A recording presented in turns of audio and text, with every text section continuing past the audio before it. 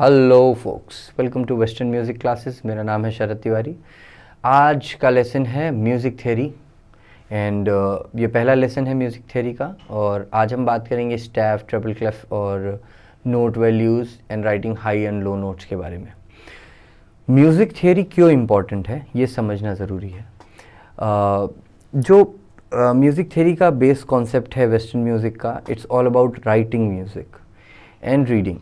तो राइटिंग क्यों इम्पॉर्टेंट है? राइटिंग का होता कॉन्सेप्ट ये है कि आप जब कोई बुक पढ़ रहे हैं तो आप किसी एक पर्सन के थॉट को पढ़ते हैं जो उसने सोचा होगा और जिस तरीके से उसने लाइफ को समझा होगा। अगर किसी लाइफ लेसन के ऊपर कोई बुक पढ़ रहे हैं आप, तो उसी तरीके से म्यूज़िक थ्योरी में होता है कि जिसके थॉट्स हैं, जिसने कोई एक म्यूज़िक कंपोजिशन है उसकी, वो आपको एक्सप्रेस करना चाहता है, आपको एक्सप्लेन करना चाहता है कि आप कैसे उसको अपने एंड से प्ले कर सकते हैं, खुद से प्ले कर सकते हैं। तो उसके लिए music reading and writing important है। आज की डेट में वीडियो कैमरास हैं, रिकॉर्डिंग्स हैं, तो आप रिकॉर्ड कर सकते हैं और सुन के, देख के प्ले कर सकते हैं, बट ऐसा पहले नहीं था। स्टिल फील को अंडरस्टैंड करने के लिए आपको वो अंडरस्टैंडिंग होनी चाहिए डायनामिक्स की, और डायनामिक साइंस वो अंडरस्टैंडिंग देते हैं। तो ये जो लेसन सीरीज़ है, इसमें हम सारे ही कॉन्सेप्ट्स को कवर करेंगे। और अगर आपको कोई स्पेसिफिकली कोई डाउट है किसी सेक्शन को लेके, या कुछ ऐसा है जो नहीं समझ में आ रहा है, और इन केस वो चीज़ कवर नहीं हो रही है, तो विल मेक श्योर कि हम उसके लिए एक सेपरेट वीडियो ज़रूर बनाएं। और जो भी आपको थ्रू आउट द लेसन्स कुछ डाउट आता है, आप कमेंट सेक्शन में कमेंट कर सकते हैं। तो हम ट्राई करेंगे एज अर्ली एज पॉसिबल उसका रिस्पॉन्स देने का। तो आज हम बात करते हैं सबसे पहले साइंस की, जो म्यूज़िक के साइन होते हैं। तो सबसे पहली चीज़ तो ये कि जैसे आप बचपन में इंग्लिश लिखते थे, तो इंग्लिश लैंग्वेज जब आप लिखते थे तो आपको याद होगा 4 लाइन्स की नोटबुक होती थी। इसमें 4 लाइन्स बनी होती थी ऐसे, ठीक है। और जो म्यूज़िक है, म्यूज़िक थ्योरी, उसमें 5 लाइन्स की नोटबुक यूज़ होती है, ठीक है। तो ये जो 5 लाइन्स वाला पोर्शन है, इसको हम स्टैव बोलते हैं, STAVE, या स्टैफ भी बोलते हैं।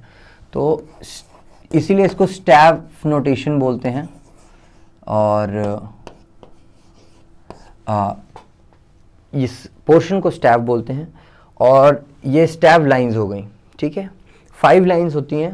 अब नेक्स्ट जो हम बात करेंगे वो साइंस की होगी। हालांकि इसके ऊपर बहुत सारे शॉर्ट्स भी बनाए थे मैंने, about treble clef, bass clef and all, तो उसके बारे में भी बात करेंगे। बट अभी ये 5 लाइन्स जो होते हैं, पहले इसको समझना है। इसको स्टैफ बोलते हैं, ठीक है। इन पे ही म्यूज़िक लिखा जाता है, चाहे वो लो एंड म्यूज़िक हो। लो एंड का मतलब आपका लो जो साउंड होता है उसकी बात कर रहा हूँ मैं, और या फिर हाई लेयर का म्यूज़िक हो, ठीक है। तो ये हो गया आपका स्टैव लाइन्स। अब जो नेक्स्ट है वो है आपका क्लेफ। ओके, क्लेफ क्या होता है? तो आपको साधारण भाषा में समझाऊं तो म्यूज़िक में अलग अलग रेंज होते हैं। जैसे कि एक लो हो गया, ठीक है, एक मिड हो गया और एक हाई हो गया, ठीक है। ये 3 रेंज हो गए। अब इन 3 रेंज में क्या है कि अगर लो में कोई चीज़ लिखी है, या कोई इंस्ट्रूमेंट है जो लो रेंज के इंस्ट्रूमेंट, जैसे बेस हो गया, या फिर आपका चेलो हो गया, बेस गिटार हो गया, ऐसे बहुत सारे इंस्ट्रूमेंट्स होते हैं। तो ऐसे इंस्ट्रूमेंट्स को जब आप रिप्रेजेंट करेंगे तो उनके लिए अलग तरीके का साइन यूज़ होता है, क्योंकि यहाँ 5 लाइन्स ही होती हैं। तो 5 लाइन में लिखने के लिए हमारे पास नोट्स तो हो गए 12। अब उसके कितने ऑक्टेव आप लिख सकते हैं, इसका एक लिमिटेशन हो जाता है। तो इसीलिए इनको अलग अलग पोर्शन में डिवाइड किया गया था, क्लेफ्स को। तो 2 क्लेफ जो बेसिक हैं, जो आपको सीखने ज़रूरी हैं। अगर आप ड्रम प्लेयर हैं तो उसका क्लेफ अलग होता है, उसकी बात हम इस वाले लेसन में नहीं करेंगे। इस लेसन में हम जो बात कर रहे हैं वो सिर्फ पियानो, गिटार, फ्लूट, वायलिन, इन सब पे वैलिड होता है। या फिर गिटार तो बोल दिया मैंने, और वायलिन, फ्लूट, पियानो, कीबोर्ड, चेलो, या फिर स्ट्रिंग के जो कैटेगरीज़ हैं इंस्ट्रूमेंट की, जितनी भी बेस होता है या फिर डबल बेस है, ये सब कैटेगरी में जो इंस्ट्रूमेंट्स आते हैं, सेक्सोफोन, ब्रास इंस्ट्रूमेंट जितने होते हैं वो, सिंगिंग, वोकल्स, बेरीटोन सिंगिंग या टेनोर सिंगिंग या कोई भी तरीके की, ये सब तरीके की जितनी भी सिंगिंग्स होती हैं, इन सब में जो भी पोर्शंस यूज़ होते हैं उन क्लेफ्स की बात करेंगे, ठीक है। तो इनके अलग अलग क्लेफ बनाए गए थे।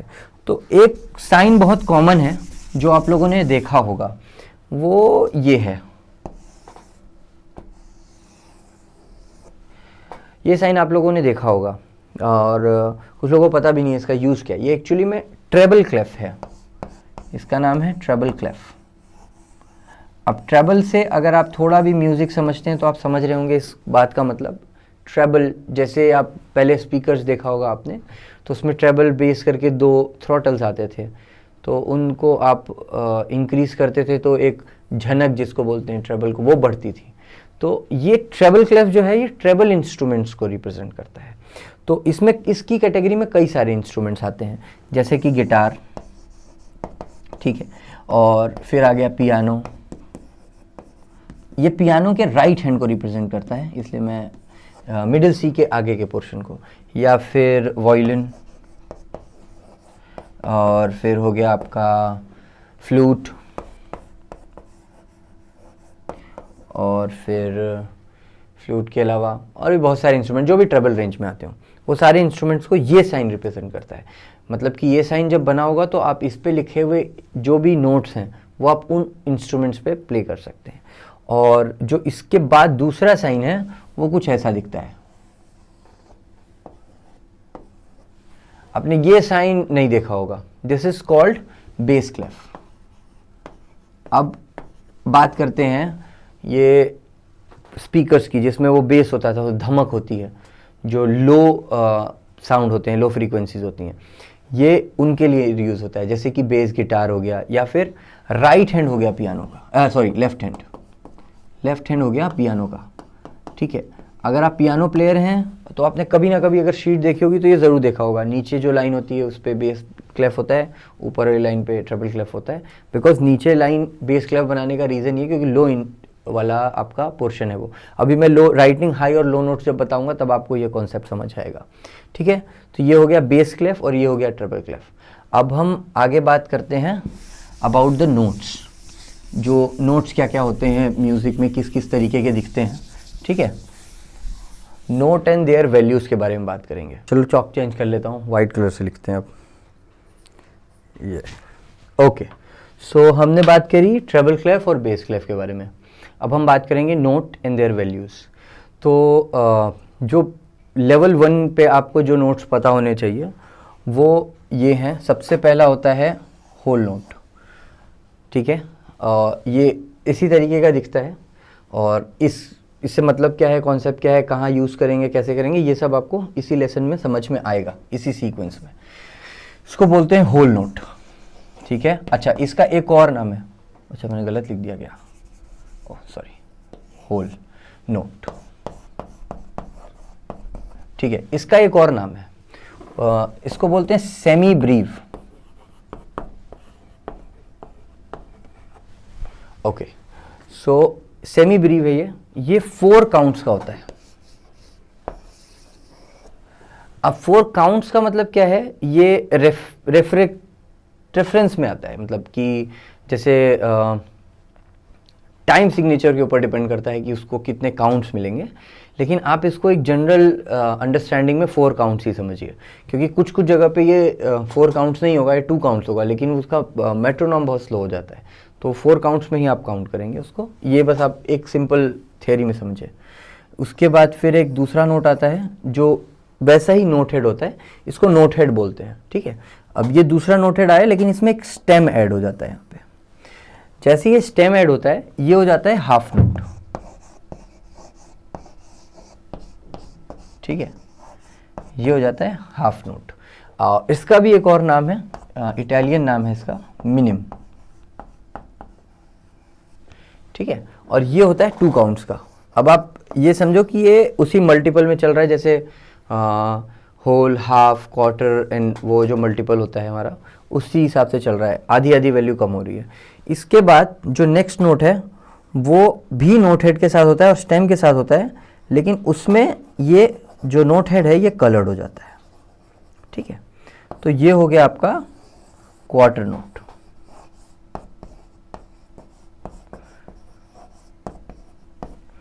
और इसको बोलते हैं क्रॉचेट।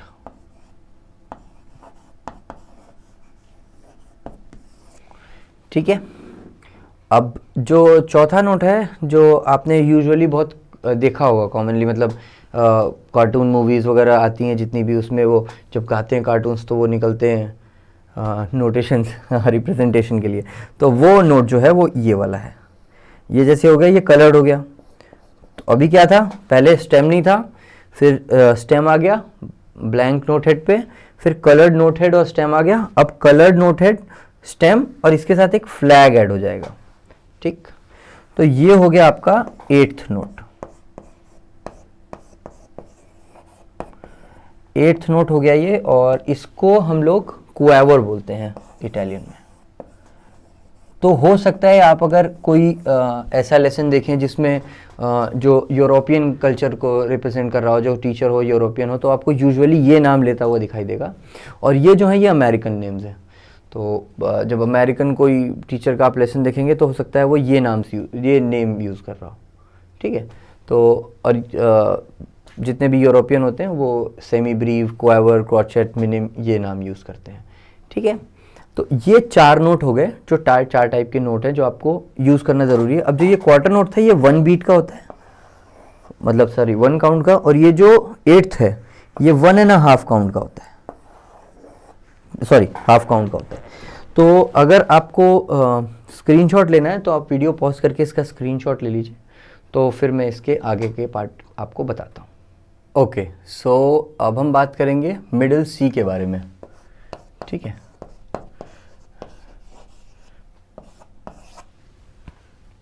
मिडिल की स्पेलिंग सही है, बहुत अच्छी बात है, मेरे को स्पेलिंग लिखनी आ गई।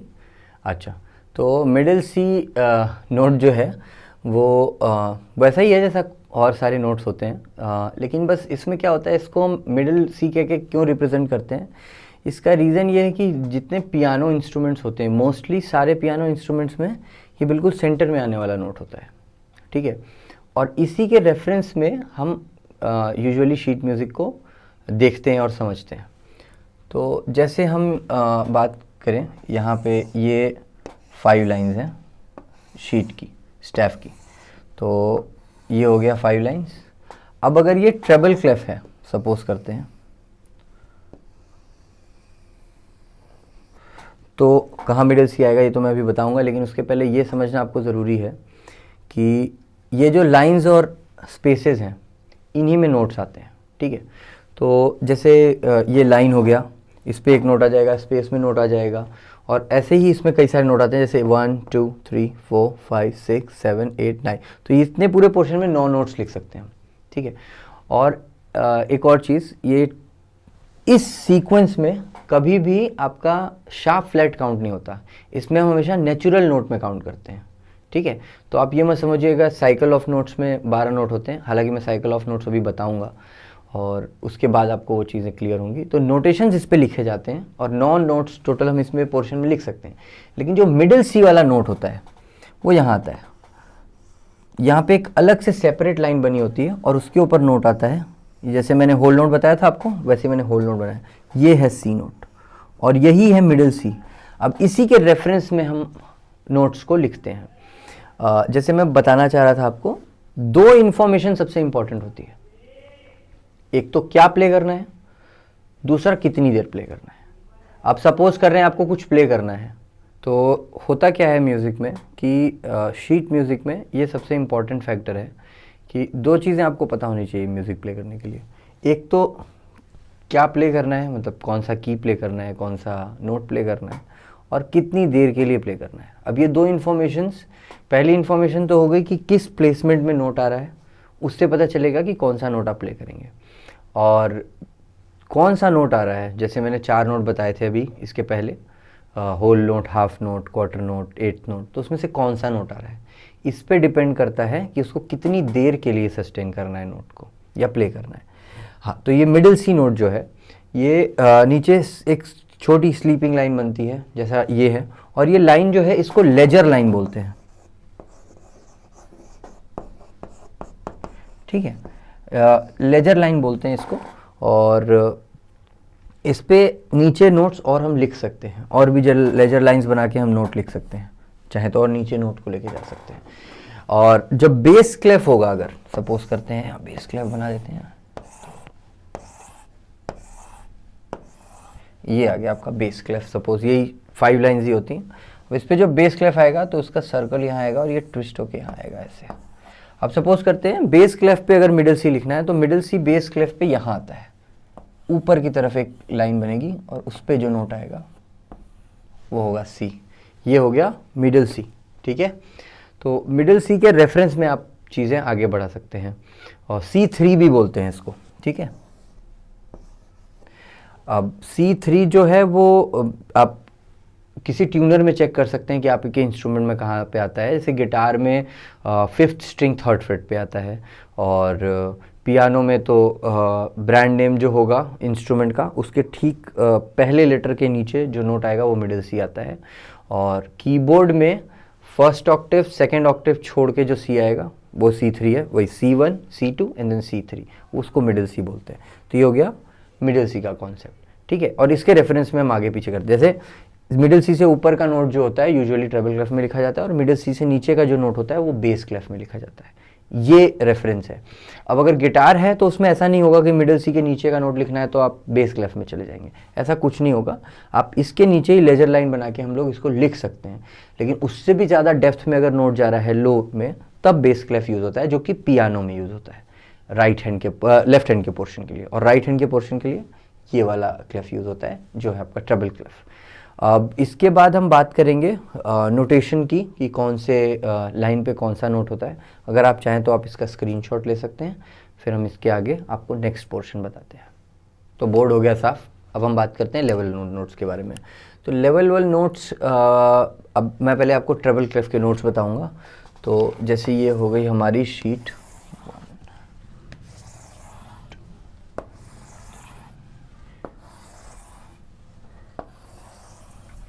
ये हो गई 5 लाइन्स, ओके। और ये आ गया हमारा ट्रेबल क्लेफ। अच्छा, अब ट्रेबल क्लेफ जो है ना वो हमेशा ये जो सेकंड वाली लाइन है इसको ही सर्कल करता है। जो ये बड़ा वाला इसका सर्कल है ये हमेशा इस सेकंड लाइन को सर्कल करता है, और ये होती है जी लाइन। अब जी लाइन की वजह से ये ट्रेबल क्लेफ को हम लोग जी क्लेफ भी बोल सकते हैं, ठीक है। ये भी इसका नाम है जी क्लेफ। अब मैं नोट्स की बात करता हूँ। तो नीचे एक स्मॉल स्लीपिंग लाइन आएगी, जैसा कि मैंने लास्ट लेसन में भी आपको इसके पहले बताया लास्ट टॉपिक पे, कि यहाँ पे ये सी नोट आता है, ठीक है। अब सी नोट के नीचे जो आएगा, सी के पहले क्या आता है अल्फ़ाबेट में, बी, तो यहाँ पे ये स्पेस में बी आ जाएगा। अब ये जो लाइन और स्पेस है इसमें क्रोमेटिक ऑर्डर में नोट्स ऊपर बढ़ते हैं। जैसे ए बी सी डी बढ़ता है वो क्रोमेटिक ऑर्डर में ए से जी तक नोट होता है। तो ये हो गया बी, यहाँ आ गया सी, यहाँ आ गया डी। ये सारे स्टेफ की सारी लाइन के नीचे जो नोट आता है वो डी होता है। यहाँ आता है ई, फर्स्ट लाइन पे ई, फिर यहाँ आता है जी सेकेंड लाइन पे, बी, डी, और यहाँ आता है एफ। अब मैंने लाइन के नोट्स अलग क्यों लिखे? It's easy to memorise. Different line, different मतलब पोर्शंस के नोट याद करना बहुत आसान होता है। तो लाइन के नोट आप याद कर सकते हैं, every good boy does fine, ठीक है। तो जैसे ई हो गया पहला letter, every good boy does fine. तो ये जो पहला अल्फ़ाबेट हो गया ये आपका हो गया नोट। तो नीचे से ऊपर की तरफ आप उसको काउंट करके याद कर सकते हैं। अच्छा, जो स्पेस नोट होता है ना उसका वो खुद में ही एक वर्ड है, एफ ए सी ई। अब देखो आपको मैं एक चीज़ बहुत क्लियरली समझाऊं। देखो यहाँ पे भी सी नोट है और यहाँ पे भी सी नोट है। अब इन दोनों में फ़र्क क्या है? जैसे यहाँ पे भी ई है, यहाँ पे भी ई नोट है। ये वाला जो ई है नीचे लिखा हुआ है लो नोट है, ऊपर लिखा हुआ है हाई नोट है। जैसे ये मिडिल सी हो गया, तो अगर आप पियानो की बात कर रहे हैं तो मिडिल सी हो गया आपका थर्ड सी नोट। अब थर्ड सी नोट से अगला वाला जो नेक्स्ट ऑक्टेव का सी आएगा वो ये वाला है, ठीक है, और उसके ऊपर जो नोट जा रहे हैं वो डी हो गया, ये ई हो गया, ये एफ हो गया। अब आप देखेंगे तो ये है क्रोमेटिक ऑर्डर में, B C D E F G A B C D F G, ठीक है। तो ये होता क्रोमेटिक ऑर्डर में ही है। और ये हो गया आपका every good boy does fine, जो लाइंस के लिए होता है, और स्पेसेस के लिए होता है F A C E face. तो ये तो वर्ड ही है, तो आपको ईजी हो जाएगा याद करने में। ये होती हैं ट्रेबल क्लेफ के नोट्स, ठीक है। इसके भी ऊपर नोट होता है, जैसे एफ के ऊपर आएगा तो यहाँ स्पेस में आ जाएगा जी, यहाँ पे एक लाइन आएगी, जैसे लेजर लाइन हमने यहाँ बनाई थी वैसे लेजर लाइन वहाँ आ जाएगी। तो जी के बाद क्या आता है, म्यूजिक में जी के बाद ए आता है। अभी मैं साइकिल ऑफ नोट्स बताऊंगा तो उसमें आपको समझ में आ जाएगा। ये हो गया ए। अब ए के बाद क्या आएगा, ए के ऊपर और जाएंगे, जैसे यहाँ बी था वैसे ए के बाद वहाँ बी आ जाएगा। तो ये आ गया पहला बी, फिर ये दूसरा लो ऑक्टेव, फिर उससे मिड में, फिर उसके ऊपर यहाँ पे आ गया। तो आपका टोटल बी से लेके बी तक, बी टू बी, ये आपका 2 ऑक्टेव्स कवर हो गया पूरा पोर्शन। तो ये है नोट्स आपके ट्रेबल क्लेफ के। अब आप चाहें तो आप इसका पॉज करके स्क्रीनशॉट ले लें, तो फिर मैं नेक्स्ट आपको एक साइकिल ऑफ नोट्स बताऊंगा और उसके बाद बेस क्लेफ के नोट्स बताऊंगा। अभी तक भी कोई भी डाउट हो तो आप कमेंट कर दीजिए, जो भी डाउट होगा हम उस पर ज़रूर रिप्लाई करेंगे, जो भी उसका हमें सूटेबल आंसर लगता है। अब हम बात करेंगे साइकिल ऑफ नोट्स की। जैसे हमने ट्रेबल क्लेफ के नोट्स बताए, बेस क्लेफ के भी नोट्स उसी तरीके से होते हैं, लेकिन उनका लाइन का और स्पेस का नोट थोड़ा डिफरेंट होता है। कॉज मिडिल सी उसमें ऊपर आ रहा होता है, नीचे नहीं। ट्रेबल क्लेफ में मिडिल सी नीचे आता है। तो अब हम बात करेंगे साइकिल की। तो ये हो गया आपका साइकिल। 12 नोट्स होते हैं म्यूज़िक के अंदर। पहला होता है सी, फिर आता है सी शार्प, ये जो साइन होता है हैशटैग टाइप का, इसको शार्प बोलते हैं। फिर आता है डी, फिर डी शार्प, फिर ई, ई का कोई शार्प नहीं होता, एफ आता है, फिर आता है एफ शार्प, फिर जी शार्प, फिर आता है ए, फिर आता है बी फ्लैट। अच्छा, मैंने बी फ्लैट क्यों इंट्रोड्यूस किया अभी मैं आपको बताता हूँ। देखो, आप अगर पूरा शार्प में लिख दोगे तो फ्लैट का इंट्रोडक्शन ही नहीं होगा। शार्प का मतलब होता है एक स्टेप आगे का नोट। तो बेसिकली जो ब्लैक नोट्स होते हैं कीबोर्ड के, उनके कोई नोट्स ऐसा प्रिस्क्राइब नहीं, उसका कोई नाम है, तो उनको हम उनके आसपास के नोट के रेफरेंस पे नाम देते हैं। जैसे कि सी नोट जो है उसके आगे आने वाला जो नोट है होता है सी शार्प, जो ब्लैक नोट होता है। अब उस सी शार्प नोट को हम डी के रेफरेंस में भी नाम दे सकते हैं, that can also be named as D flat.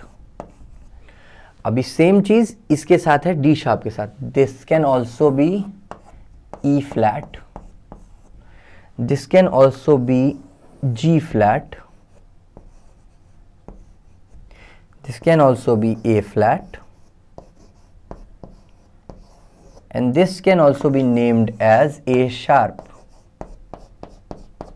ये हो गए आपके 12 नोट्स। लेकिन शीट में शार्प और फ्लैट जब आता है तो उनको हम लोग एक्सीडेंटल्स बोलते हैं। वो अलग नोट्स होते हैं, मतलब उनके लिए अलग से आपको सेपरेट की सिग्नेचर मिलेगा। आप की सिग्नेचर के बारे में आगे बात करेंगे।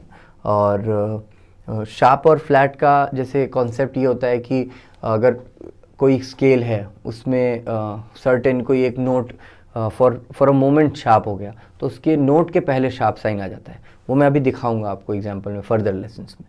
तो ये हो गया आपका साइकिल ऑफ नोट्स। ये टोटल 12 नोट्स होते हैं म्यूज़िक के, और इन्हीं के ऊपर बेस्ड होता है आपका मेजर स्केल, माइनर स्केल, और इन्हीं में से एक फॉर्मूला यूज़ करके मेजर माइनर स्केल निकालते हैं, की सिग्नेचर निकालते हैं, टाइम सिग्नेचर निकालते हैं। तो ये टाइम सिग्नेचर नहीं, तो ये बहुत इम्पॉर्टेंट एक पोर्शन है म्यूज़िक का, जिसको आपको समझना ज़रूरी है। नोट्स ज़रूर याद होने चाहिए आपको, और ये पता होना चाहिए कि कहाँ प्ले हो रहे हैं इंस्ट्रूमेंट पे आपके, चाहे आप गिटार बजाते हो, वायलिन बजाते हो, या फिर पियानो या कोई भी इंस्ट्रूमेंट। लेकिन ये नोट्स 12 आपको पता होने चाहिए कि कहाँ प्ले होते हैं। ये 12 स्टैंडर्ड नोट हैं इंटरनेशनली, हर जगह हर इंस्ट्रूमेंट पे आपको यही नोट मिलेंगे जो 12 नोट्स होते हैं। तो अब आप इसका स्क्रीनशॉट ले लीजिए, तो मैं बेस क्लेफ के बारे में आप लोगों को बताता हूँ। आई होप आपने पॉज करके स्क्रीनशॉट ले लिया होगा। मैं इसको इरेज कर देता हूँ, फिर हम बेस क्लेफ के बारे में बात करेंगे। तो जैसा कि ट्रेबल क्लेफ का नोट होता है, वैसे ही बेस क्लेफ का जो नोट होता है वो भी 5 लाइन्स पे लिखेंगे। स्टेप 5 लाइन्स का होता है। ये हो गया 3 4 हो गया 5 लाइन्स हो गई, ठीक है। अब बेस क्लेफ में आ गया, ये सर्कल बेस क्लेफ का जो होता है यहाँ आता है, और यहाँ से टर्न होके ये नीचे तक आता है और यहाँ 2 सर्कल जाते हैं। तो ये हो गया आपका बेस क्लेफ। अब ये यहाँ पे टर्न जो है, ये वाली लाइन का कॉन्सेप्ट ये है कि ये एफ लाइन होती है और ये जो होता है इसको एफ क्लेफ भी बोलते हैं, जैसे उसको जी क्लेफ बोलते थे। ठीक है, तो ये हो गया एफ क्लेफ। अब इसमें जो होता है मिडिल सी ऊपर होता है, सपोज करते हैं यहाँ बना देता हूँ, ये हो गया आपका सी, ये हो गया मिडिल सी।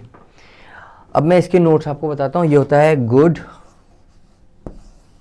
Boy deserves fresh Apple. अब आप इसका कुछ भी बना सकते हैं, ग्रीन, बस, ट्राइस, फास्ट, ऑलवेज, जो भी मर्जी आपकी। उसके बाद आपका स्पीसीज का नोट हो गया ऑल काउ ईट ग्रास। ठीक है, अब ये ए और सी है, यहाँ बीच में बी का नोट आ जाएगा, बी हो गया आपका। और इसके ऊपर जाएंगे तो सी, तो फिर ऊपर यहाँ पे डी आ जाएगा, मिडिल सी से ऊपर वाला डी नोट हो गया।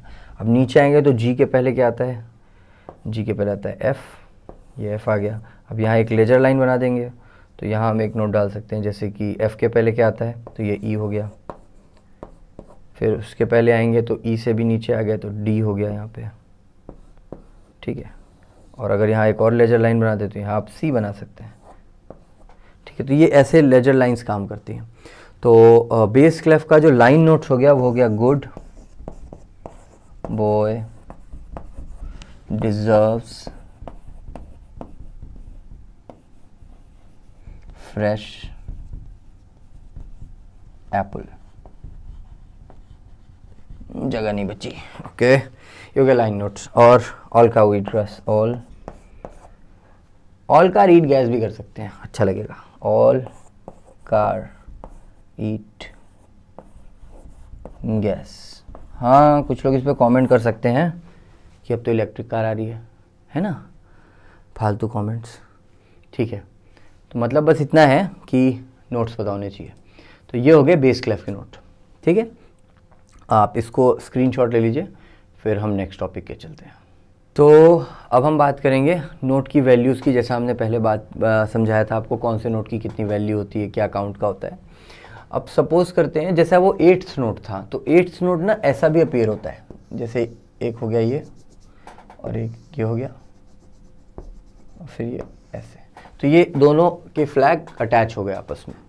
ठीक है, अगर सपोज करते हैं ये है और प्लस मैंने लिख दिया ये, तो क्या होगा ये वैल्यू, ये हो गया हाफ, ये हो गया हाफ, प्लस ये हो गया 1 बीट, जैसा मैंने पहले बताया था आपको। और ये कितना हो गया, हाफ प्लस हाफ 1 प्लस 1, ये हो गया 2।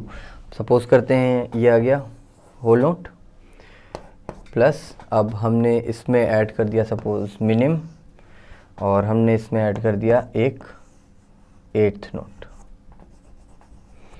चलिए 4 प्लस 2 प्लस हाफ, तो हो गया 4 प्लस 2 6.5 हो गया इसका वैल्यू।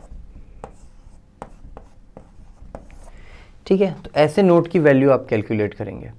अब इसके बाद वाला जो वीडियो होगा उसमें लेसन 2 में आपको मैं टाइम सिग्नेचर, की सिग्नेचर, सर्कल ऑफ फिफ्थ, इन सब के ऊपर जो इनिशियल लेवल स्किल सेट होना चाहिए, जो नॉलेज होनी चाहिए, उसके ऊपर बात करेंगे।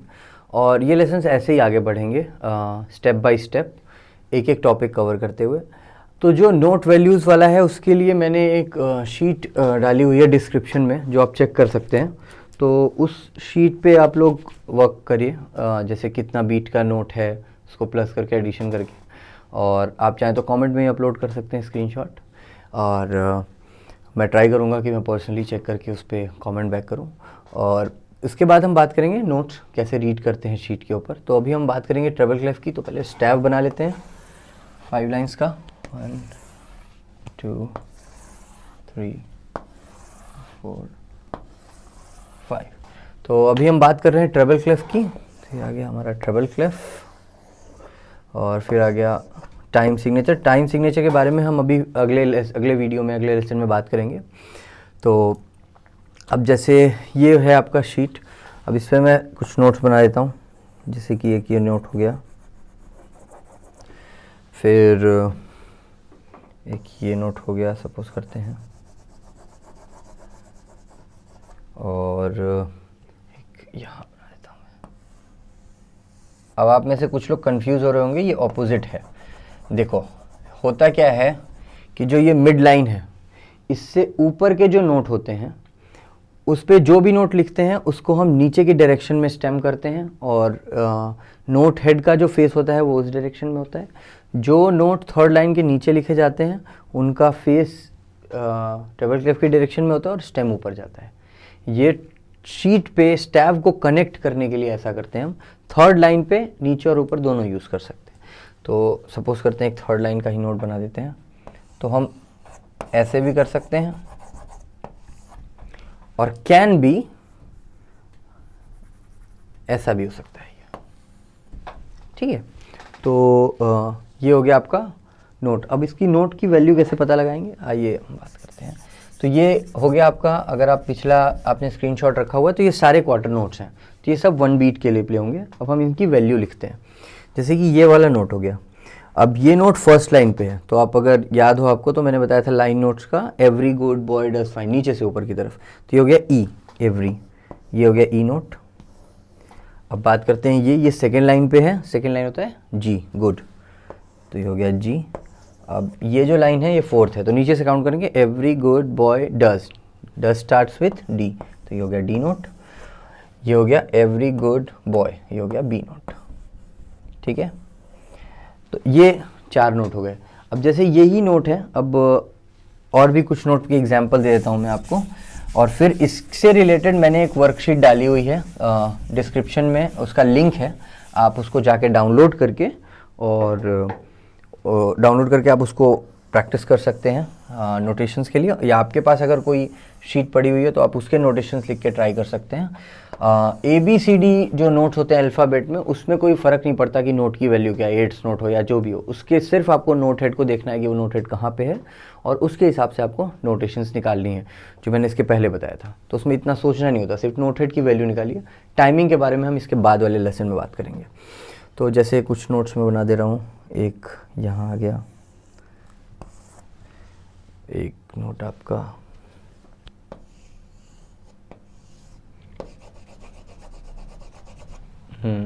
और एक आपका यहाँ आ गया।